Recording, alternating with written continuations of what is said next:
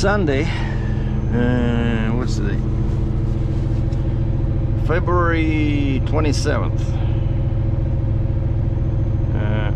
Tomorrow is the last day. Alright, наступна зупинка. Next stop is Husky.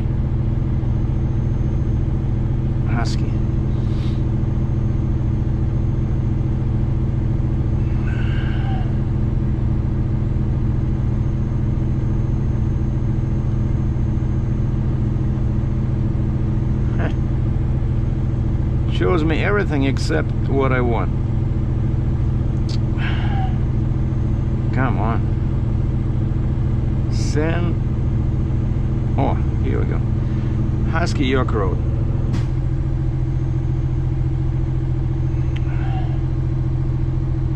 So I got up at 6. No, I think I got up at like 4 o'clock. Couldn't sleep for some reason. Oh, wait a second. Oh, I forgot my coffee over there, but it's okay.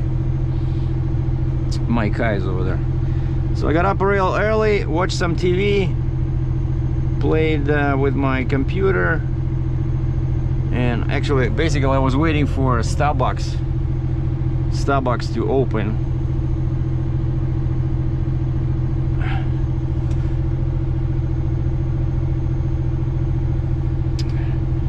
Finding best route, which is like 100 miles.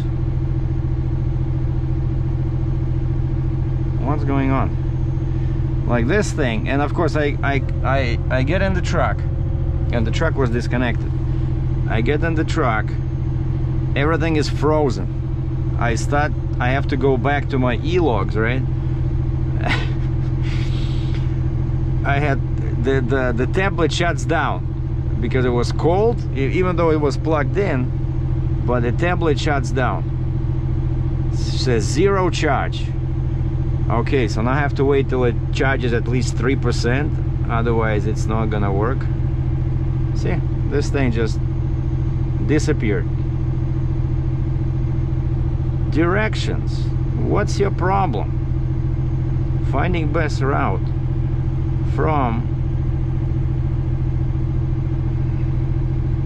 All right, finally. And so everything was frozen. Then finally the truck warmed up. I changed into dirty clothes and hooked up the truck.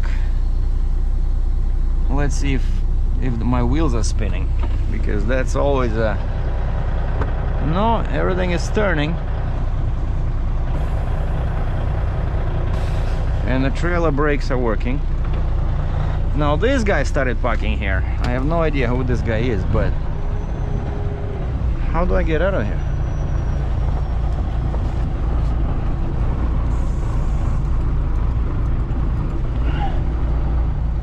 See?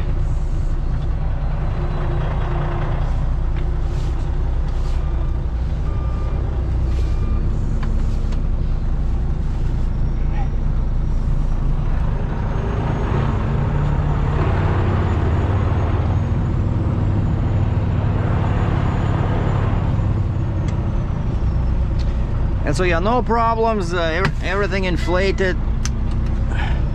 So the only quick issue I had was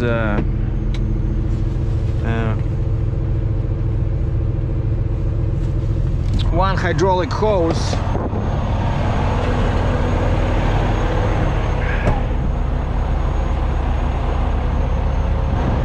didn't want to go in, like the hose on the neck, like that collar, you know, that's supposed to go to move, was stuck. It was frozen. But here everything is cool. You see, we have beautiful icicles over here. Everything is super dirty. I'm not touching it. And this one, that's not the correct position. This is supposed to be this way, but then this goes up because there's no weight. And so I just use this kind of like a temporary. So now I'm doing like a override. So now it's, oh, and I need to buy a new sign. That one is all cut for some reason.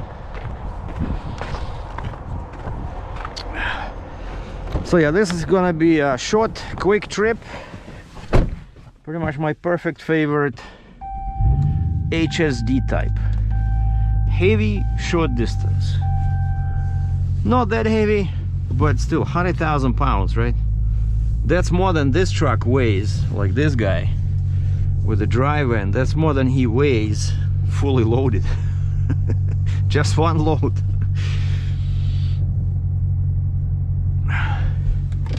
Somewhere here. Okay, did I remember? Okay, I took my vaccination, I took my passport, and I still don't have my accordion. Like, but I talked to the guy, right? I talked to the guy who has my accordion, and it turns out he did break his hip. Yeah, see, he was touching the ground. Check this out. When the trailer was sitting, those plates that we welded on, they were touching the ground. That's good. So anyway, yeah, the guy was supposed to go for an operation, something to do with his legs, right? And then after I gave him my accordion, looks like he had an incident where he actually broke it.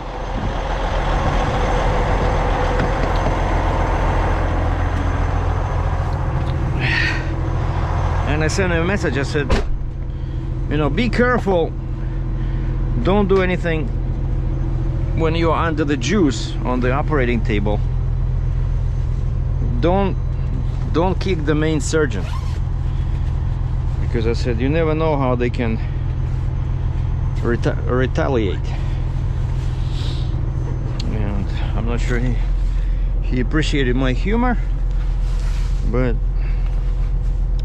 the last thing I heard was that his operation was scheduled for Friday, and today's Sunday. So I don't want to bug the guy, right? You know, imagine if you break a hip, it's like a major pain in the butt, and he's probably in a lot of pain. But all reviews I read about him are positive. He's a very honest guy. You know, he's been doing this for many years, like, you know, fixing accordions, and he's a dealer for Dino Buffetti and a bunch of, and he's also a dealer for Honor, you know, the German accordion brand. So just, you know, stuff happens. It just I told him, I said, you really put me in a bad situation. I understand it's not your fault, but I said, I gave you my only accordion, so now I cannot play. I don't have anything else to practice on, right? And he says, well, so I said, I said, I'm leaving. So I sent him a message. I said, I didn't hear from him about the operation, but I just told him that I'm leaving Sunday on a short trip to New Jersey, and I'll be back next week. So hopefully sometime this coming week he'll be home. But you know, that's a pretty expensive, you know, instrument, right? So I gave him. So it was 2,800 US or 3,500 Canadian.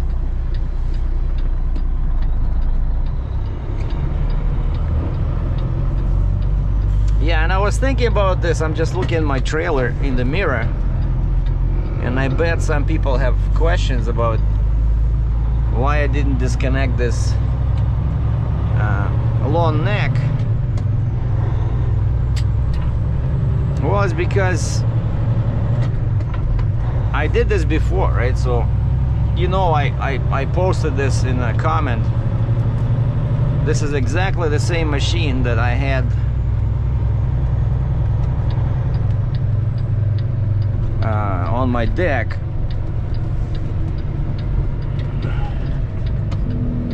in July last year. And so I remember the issues, the problems.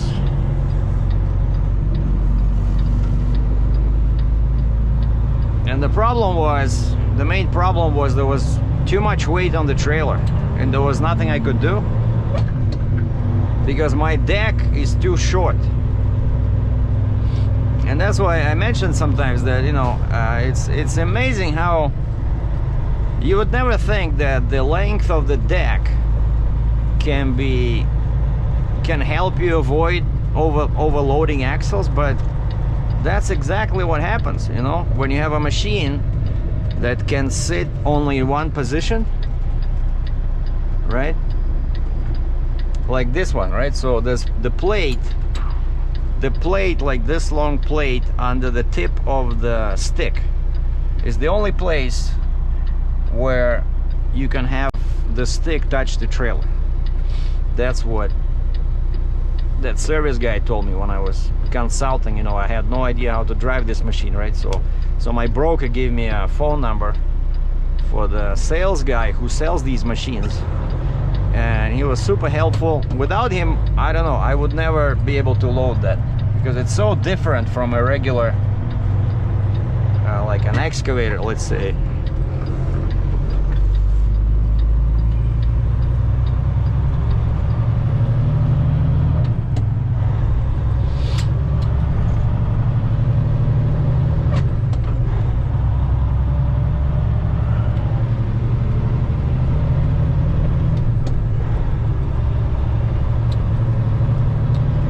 And so, in order to lower the weight on the trailer, I would have to move it closer to the truck, right? But it was not possible. I only had like a foot left between the machine and the neck. And then if I had moved it 1 foot, I would have a hole where that plate is supposed to go on the stick, you know. But of course, one solution is, I talked to a friend of mine. He says just put a couple of timbers in the middle of the trailer. And the problem with that is that this stick with the boom, you know, they're so long. They seemed pretty heavy, so I wasn't sure that if I put that timber I have, like the one I use for excavator buckets, I wasn't sure that that thing is strong enough, you know. And so I think this time I'll have to do the same. I'll just use those rubber mats I showed you guys yesterday, and I'm just gonna put them on that junction between the bogies and the deck. And then I'll do the same thing. I put a chain under, like a chain across the trailer under the plate to relieve some pressure from that connection. So yeah, this load, you know, worries me a little bit, even though now I know that last time when I was driving to South Carolina, I kept worrying about the height. I was afraid that I would be like 15 feet tall. So now I know I'll be 1310. So height is no longer an issue, but now I'm worrying about my trailer, right? Because this thing last time broke my deck. And so that's why now I'm gonna be using outrigger boards, because the tires was probably like this much, I don't know, 2.5, 3 inches of the tire was in the air, right? And that's perfect, because if I put outrigger boards in there, that means that 2.5 inch of the tire now will be pushing down over there instead of pushing in the middle of the trailer, right? Because each axle has 4 tires. But they're very small tires. I don't know. But the good news is that I remember I never had a problem breaking the floor when I was loading, because I was super careful. I was jumping 50 times, you know, out of the cab to check the position.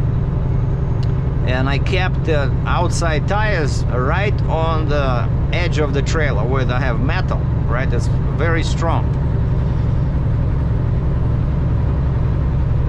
And also this time I might try to use this trick with the GoPro, right? Just put the GoPro on the deck and then start the app on the phone, and so I can sit inside this machine and I will have the phone and I can see what the camera can see, right? So this way I don't have to jump in and out as much, because yeah, it was loading that thing was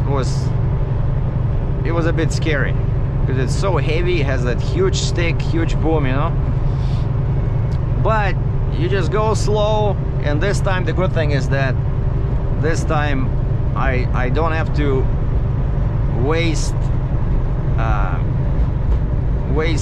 daylight hooking up the Jeep and the booster. Right now everything is connected, and so I was afraid to change the neck. Because on the one hand, yeah, the trailer was overloaded. Well, not overloaded, but it had much more than what I had on the truck. But back then I had a Jeep, right? The same neck, same long neck, so 84-inch extension, and the base neck is 101. So 185 inches.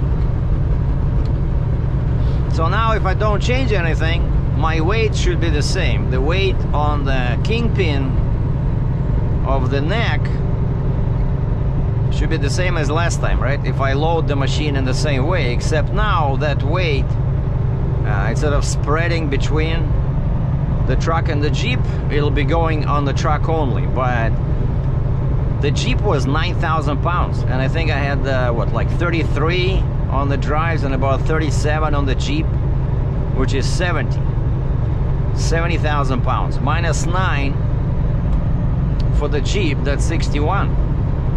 And that's why I thought, 61, and then a couple of thousand pounds will go on the steer axle. So I should be okay. I would be even better okay if I had my 55-ton drop side rail. Like, first off, I would be 13.6 tall overall for sure, and secondly, I would be 7,000 pounds lighter, which means that the permits would be cheaper because they charge you by the weight.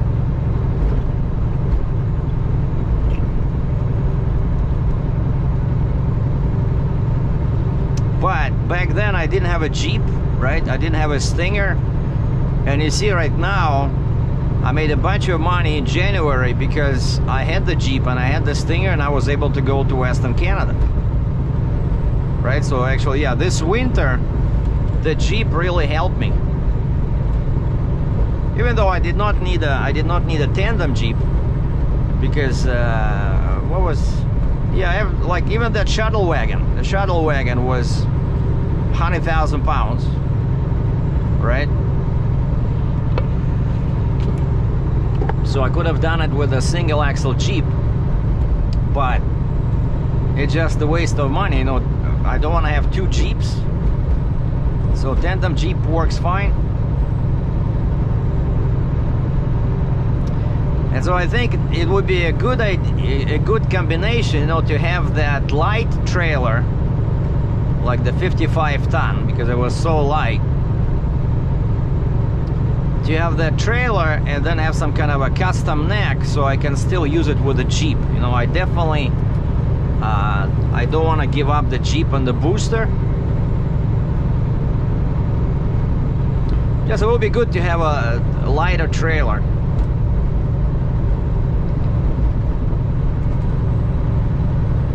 But then that's a 55-ton, right? So that means technically I'm not supposed to go over 110,000 on the deck. And I already moved what? I moved the crane 120,000 pounds, right? The one that broke the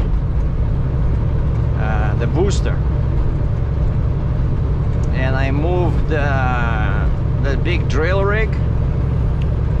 It was 115, because I know 115, some people with a 55 ton, they would just say, to heck with it, you know, I know my trailer is pretty strong, but then, so they overload it, right? But then if you overload it, if something happens,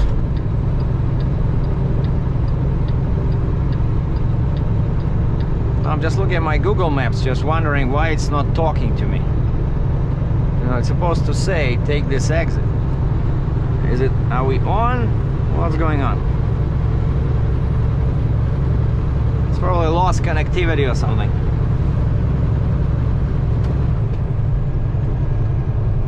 Because I see it doesn't wanna recenter.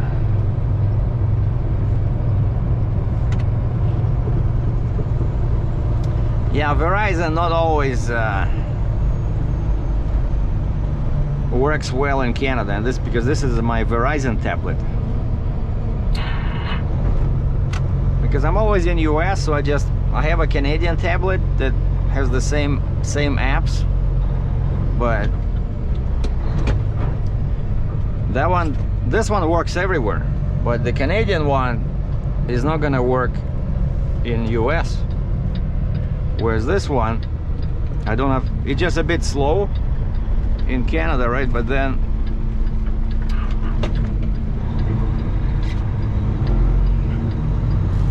it's just one tablet.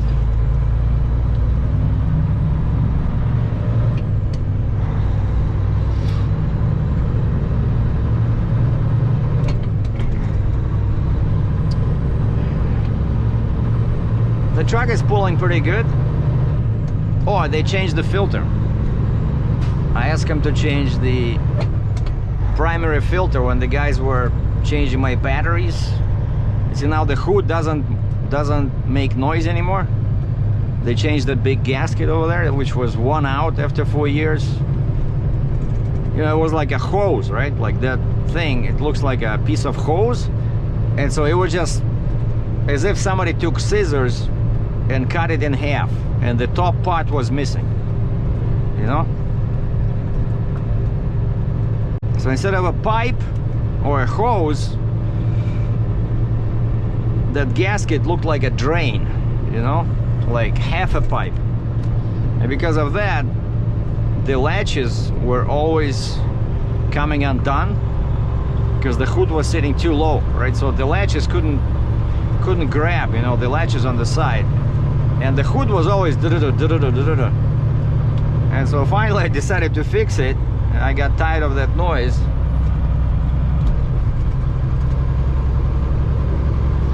Come on, Verizon, what's your problem?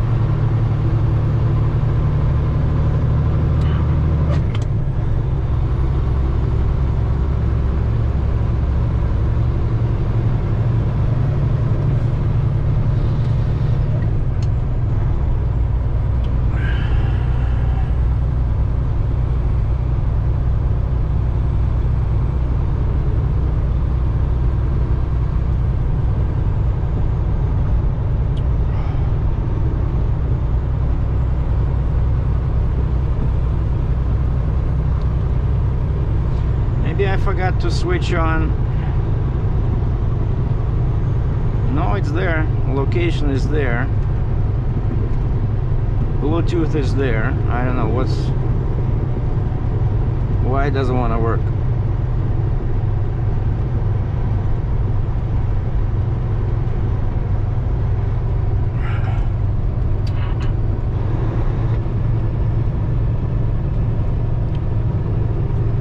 Might have something to do with the cloudy sky. Sometimes that's the issue. But yeah, these tablets, they're much worse than a phone. You know, the GPS on the phone works much better. Yeah, those are the brand new flags I got yesterday from Alan. Thank you, Alan, very much.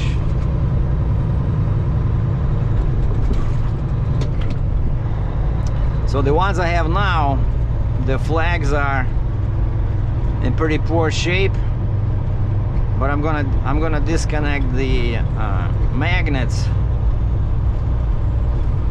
because they're pretty good magnets, just like these ones. I don't know where he buys them, but they're very, very useful. I pretty much, before, right, I would use zip ties to hook up flags to the load.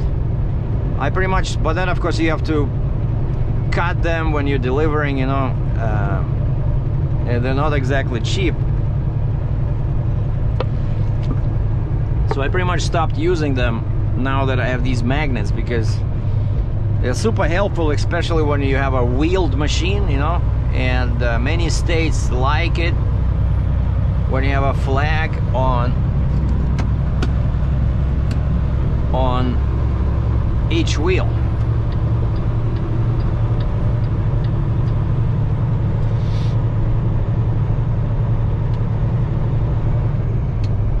And so with this one, with the magnet, I can put it even on the hub in the center of the wheel.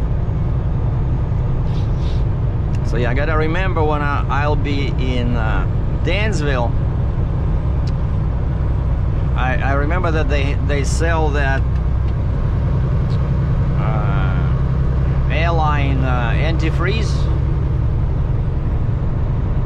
Even across the street, right from TA, there's Advanced Auto Parts. I went to those guys thinking maybe they have it cheaper. They don't even have anything. I said, do you have anything to help prevent airlines on the trailer from freezing? He couldn't find it. It's a pretty big store, you know, lots of different goodies in there. That's why I bought oil last time, that 5W40 synthetic. That's what I'm running always in winter, 5W40.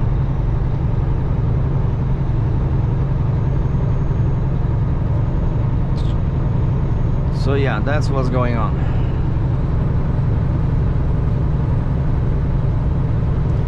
So it's been a long vacation, right? It was good. I enjoyed it, because you need a vacation in winter. But I'm still surprised that I had so much work, you know. January, it's usually dead. So now I have this load. This is so 500 miles empty, and then 500 miles loaded back to Toronto. So it's 1,000 miles, but this load pays my weekly rate. You know, when I combine all my bills, you know, how you come up with your hourly rate. I added all my bills, I added my debts, how much I want to pay each month towards my, you know, to eliminate my debts. And then I set myself a salary, let's say 10 grand. I think that's reasonable in Canadian. And then I divided the entire thing by 4 weeks, by 5 days, by let's say 5 hours. Right, and then I have this calculator on my computer, so I put in miles, and I set the fuel price, and I just have to look up approximate cost of permits, and that calculator gives me the rate based on that hourly rate I came up earlier. And so I have two of these. I have one in US dollars and I have one in Canadian dollars, because Canadian dollars, then I use, you know, I use liters per 100 kilometers, right, instead of miles per gallon. And Canadian brokers, most Canadian brokers get really excited when you give them a quote in US dollars. They always, you know, they get sarcastic with you. Oh, you're doing good, quoting in US dollars. But all my shipments are pretty much 99% of what I do is between US and Canada. So why you always insist, the Canadian guys, why they always want to have Canadian dollars, right? No, actually, I ask them. Sometimes I ask them, I said, okay, who's your customer? You want the quote in Canadian or US? And they tell you. Like, let's say this company out of Toronto I'm working with sometimes, you know, they always have these drill rigs, and sometimes their customer is from Canada, so they want the quote in Canadian currency. Sometimes their customer is from US, you know. And actually they had a load about 2 weeks ago when I just came in. I just came in from that 60 days on the road. No, maybe 50, right? And they said they have a drill rig.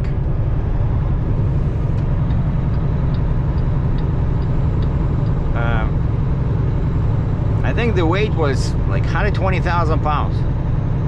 It was a huge, or 110 or something. But I know with drill rigs, because of the boom, right? You always need to have more axles in the back. So if it's 110,000, you need 3 + 2 in the back, because you'll be overweight.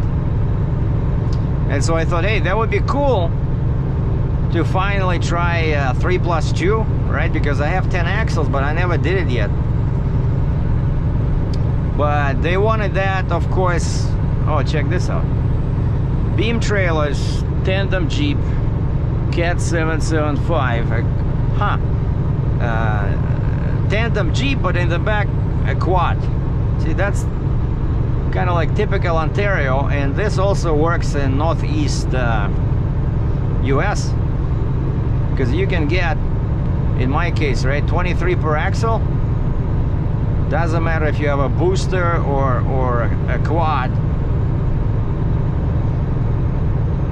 But in this case, that's why I didn't bring the Jeep, right? Because I saw I was way too light with the same machine when I was moving in from South Carolina. I was way too light on the truck, right? 33 on the drives, 37 on the Jeep, you know?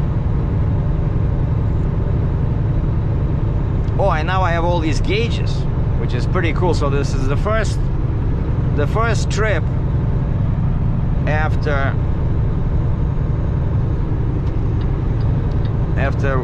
Alan and Gary installed those gauges. So the gauges, I purchased the gauges myself on Amazon, and Alan got those T's, and then he also used that, he had to use that 90-degree adapter. I offered him money, but he said that they're not that expensive, so I said, okay, I'll pay for a lunch. And so they were very happy that, you know, actually, yeah, the pizza was pretty good. We went to that Boston pizza, and I asked him, I said, what do you guys want? Vegetarian, spicy?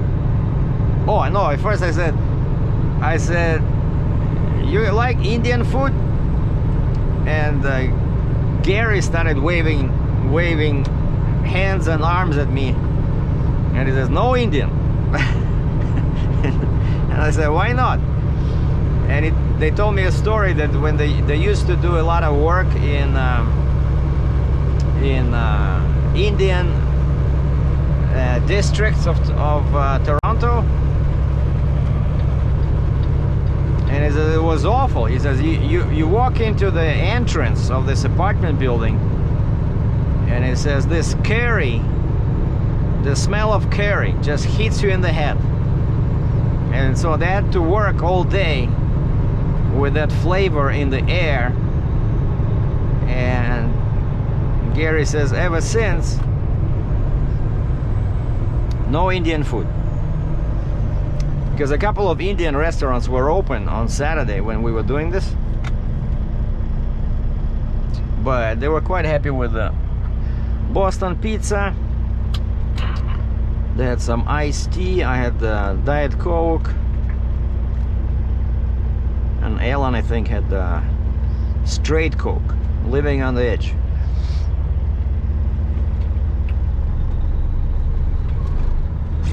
But yeah, it was a bit challenging because of the weather. Still chilly to, you know, to work outside, and because they're so tight, it was so tight in there, right? So it's not always possible to work in gloves. So Alan had to take off gloves, you know, it's, and then he would put them on tires while he's working, and of course they would fall down on the tires. Everything was falling down because the top of the trailer was slippery. Okay, how are we doing over there? Verizon. Still trying to find the best route. Beautiful.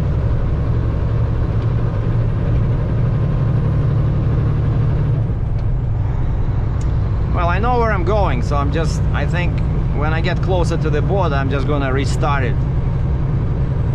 Sometimes that's what it needs, because it was off for like two weeks, right? And sometimes it has an issue re-registering on the network, as they say, you know. Your device is not registered on any network. Oh, really? So let's register it.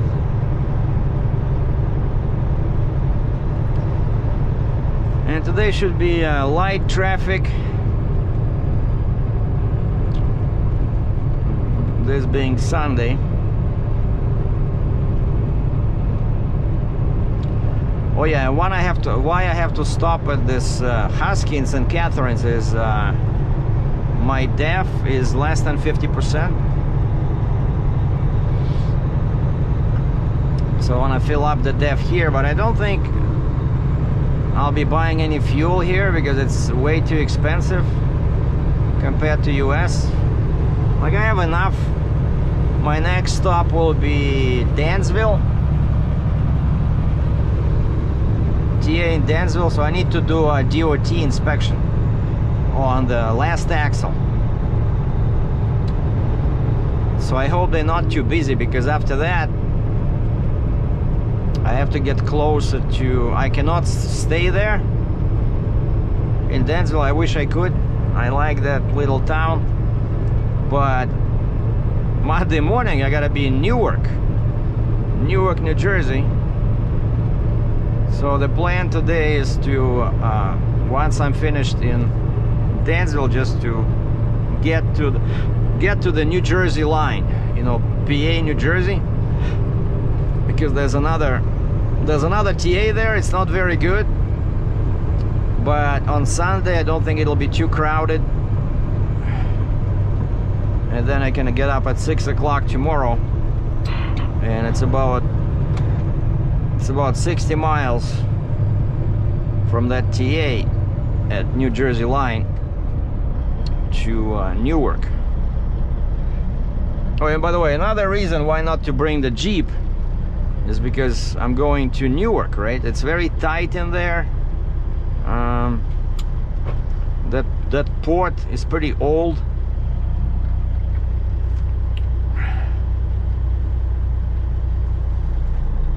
And I still need one pilot in New York, because New York is pretty strict, right? Once you're over 80 feet in length, you need one pilot, and once you're over 100, I think, yeah, once you're over 100 feet, you need 2 pilots. So if I had gone there with the Jeep, oh, actually, that would be another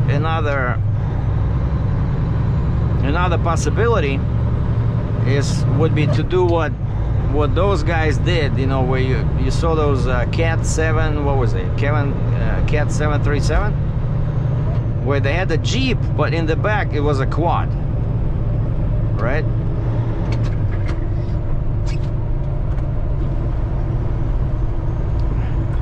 But I'm not sure how that would help me, because without the booster, with the axles being so close, it would have even more weight, right? Because the booster, like I always say, you know, the booster throws weight onto the truck, because the last axle is 14 feet away. So if you put that, if you take out the spreader, and now let's say you have 5 feet between each axle on the trailer, that means that the weight that was on the truck before would go back on the trailer. So, and I don't want that. So that's why I'd rather have the booster and no Jeep.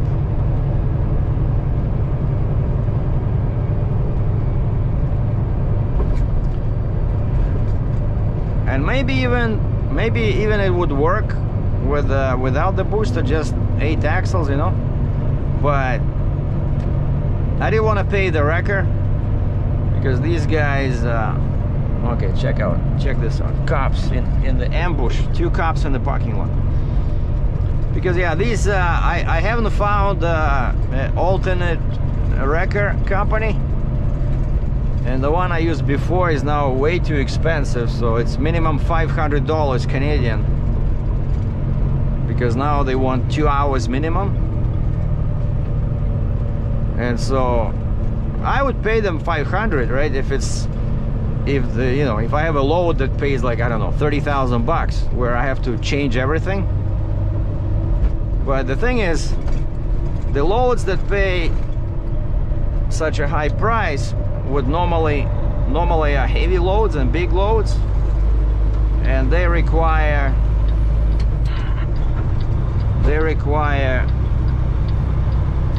a Jeep and Stinger, you know. So loads that just need 8 axles or 7 axles, usually they pay less, right? Unless, of course, it's some kind of a crazy, you know, extendable load.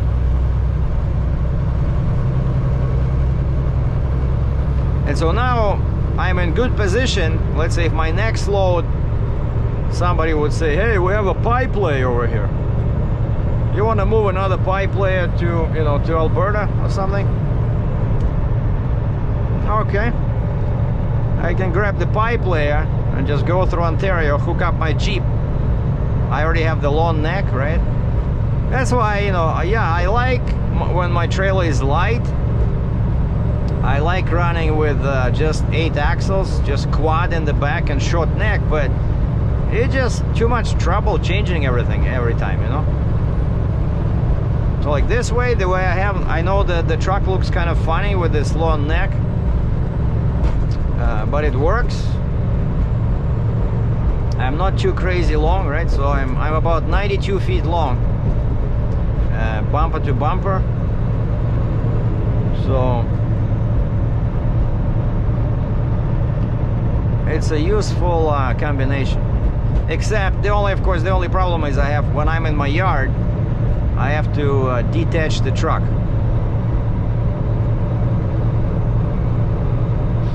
And park it outside of the gate, otherwise I'll be blocking my neighbors over there.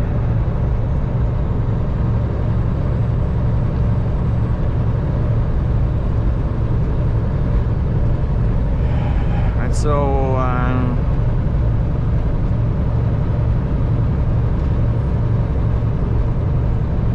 and then tonight, what I'm gonna do, I'm gonna go for a walk.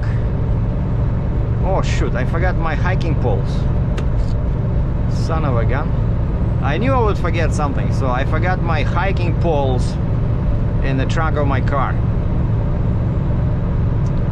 Okay, then I have my kettlebell. I have 2 kettlebells here. I'll just do some kettlebell acrobatics. And then I need to create the bill of lading for tomorrow. I'll create my invoice just in case. I don't need it for tomorrow, but you know, it's the one that I sent to the broker to be paid. And this guy will pay me right away. We agreed on a quick pay. I told him, okay, here's the percentage that my factoring company charges me. So if you can do this, I'll give you the same discount. Because yeah, the credit was not very good.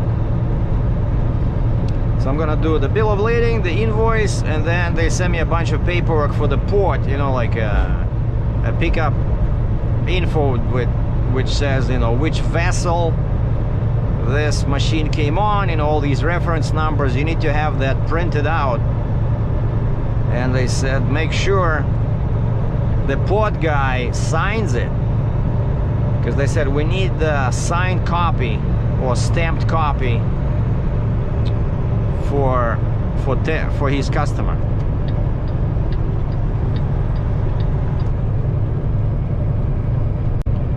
And then they said make sure there's no damage, take some pictures. It was all on my rate confirmation. It said make sure the tires are not cut or flat and no scratches on the body of the, because you know it's a pretty expensive machine. Oh yeah, but at least what's good is that my delivery is at the scrapyard. That's where they're gonna be using this machine, right? They use it to pick up metal, right? And so I'm pretty sure those guys would have some steel plates, because that's what happened in Quebec when I was delivering the same machine from South Carolina, right? The guy turned the wheels too sharp, and the wheels on the rear axle went off the metal and started breaking the board, right? And I said, guys, please stop, because you know, what are you doing? You're gonna break the entire deck. And so they brought they had a steel sheet, like they sent the forklift, a big forklift brought, like, I don't know, it was maybe 10 millimeters thick, you know, pretty thick plate, and they just put it under across the deck. And after that I didn't have a problem. And so this place is the same scrapyard, right? So they should have some steel plates in there. If not, I got plenty of 12-inch boards,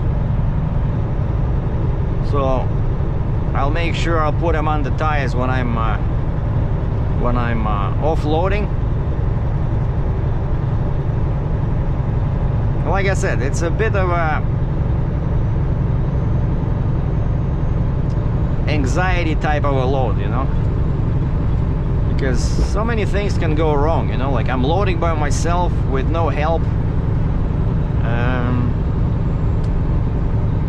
But at least, oh, that's another thing I'm gonna do tonight is I'm gonna watch my old video, the one called how to load Fuchs MHL 360 material handler,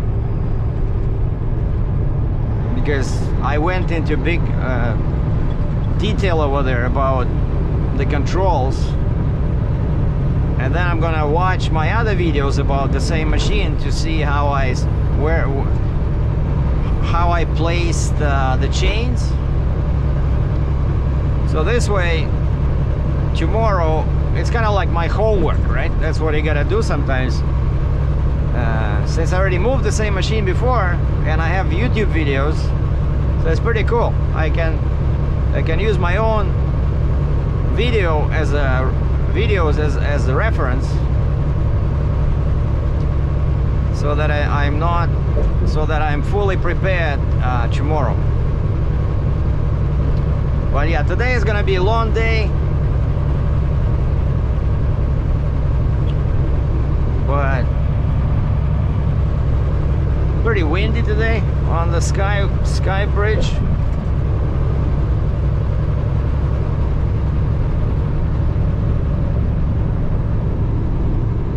but no ice. No, actually there is some ice. Wait, check this out. All this spot is covered in ice, and over there it's all open water. Like there's a line. On this side there's no ice. That's Lake Ontario.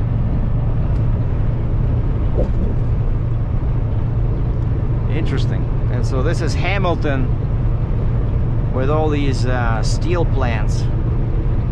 When I had a flatbed and a step deck, and I worked for McKinnon, the company that went bankrupt, I loaded here quite a few times. You know, some steel coils, some beams. But now I hardly ever go there. Like whenever, if it's like Stony Creek or Hamilton, where they usually send me either for a pickup or a drop off, it's the equipment dealers, right? There's a John Deere in Stony Creek, and there's a Caterpillar. And I loaded and unloaded there quite a few times. So anyway, I think I'm gonna finish the video here because I've been driving on these roads. You guys saw this many times before. I just wanted to give you an update what's going on. So yeah, loading tomorrow. If I made a mistake before, I apologize. So loading Monday in Newark, New Jersey, and then I think Wednesday or Thursday I should be empty. Then I'm gonna take the rest of the week off and post my truck is available for Monday. So this is gonna be a